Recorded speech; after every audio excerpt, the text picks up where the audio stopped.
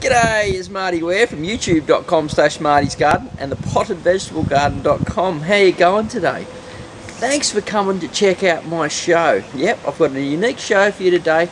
Well, actually, if you've been following my other series, my whole series, you will see that I have been creating a new vegetable garden, a no-dig vegetable garden and a dig vegetable garden. Well, in the last video, I just started showing you how to plant out the vegetable garden. And there was so much in it that I had to make a part 2. So I hope you enjoy this video. There's some really cool tips in here for planting out your vegetable garden. It'll help you solve lots of problems before you even get to the problems. Alright, enjoy the video. We'll see you in there.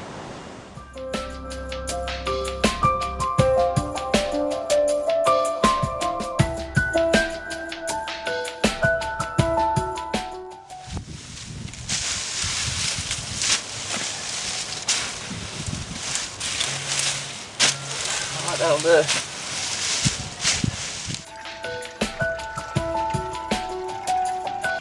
Here I am down here, I'm doing some planting in the vegetable garden, and as you probably can't see in there, but that is my liquid brew compost, and there's been oxygenated, and so there will be millions and millions of microbes in there.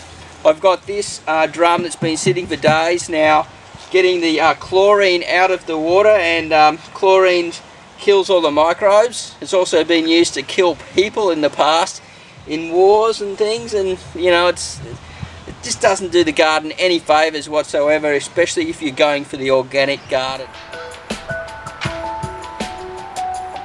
Oh look, there's a cricket.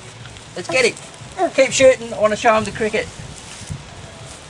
It's not actually a cricket, it's a type of brown grasshopper, and I'm not sure if it's going to come up on the screen or not, but this guy will eat my lettuce and soft plants and things, and he's hiding in that brown mulch because, we'll put it on Karen's hand here, if you want to see, he's hiding in there because he's the same colour, and he'll be looking for some leafy stuff. So if you saw my other video before, this would have been the guy that was eating my sweet basil, where I said I don't care if they're eating it. Now we know what it is, so now we know what to deal with it.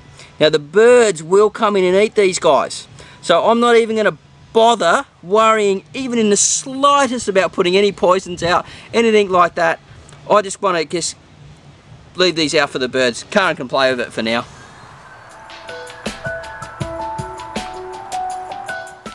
Right, I've got my sweet basil here. I'm planting into my rows because I'm putting the tomato next to the sweet basil.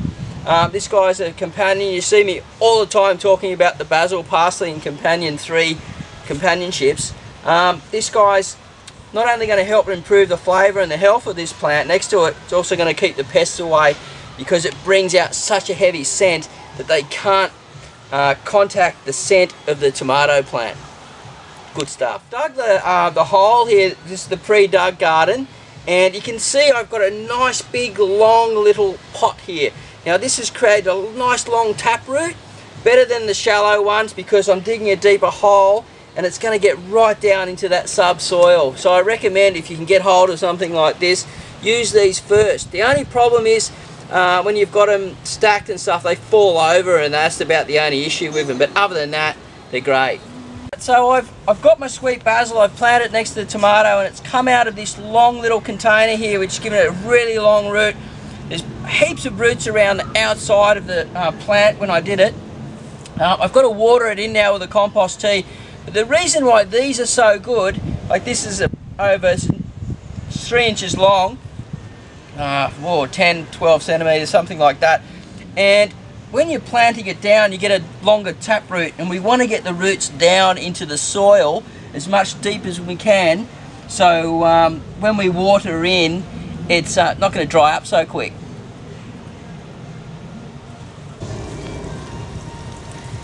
Really important to water it in nice and deep the first time. I actually soaked this guy in a liquid seaweed before I brought it down. I'm noticing now as I'm watering, it's exposing the roots just a tiny little bit, so I'm going to top it up with some more soil as I go. Now I added probably about 2 litres to that plant just then, because I want that to go right down deep into the soil. and for those roots to follow that water down. So that's one of the tips when doing your extra planting. And then just cover the mulch around the outside. If it's really hot, you might even want to just cover it just tiny little bit with the mulch as well, just to shade it, just to stop any type of stress. Hey, you're watering the garden. Is that good? Yes. With the compost tea? You're a good girl, aren't you? Thanks for that. Yeah, she's getting that one. Oh, you're going to do the pot too. That's a good idea, watering the pot before we... Where is it? I can't see it. There it is. Ah, that's a good idea, watering the pot before we put it into the ground. Yeah, that's a good idea. Thank you.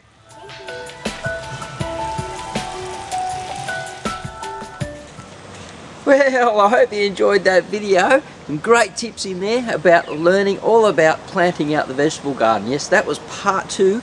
So if you haven't seen part 1, you need to go back into the YouTube channel and check out the rest. But listen, we've got more great shows coming up in this series about getting the vegetable garden started, and some really cool ones coming up for planting out your container garden and getting productive on the patio.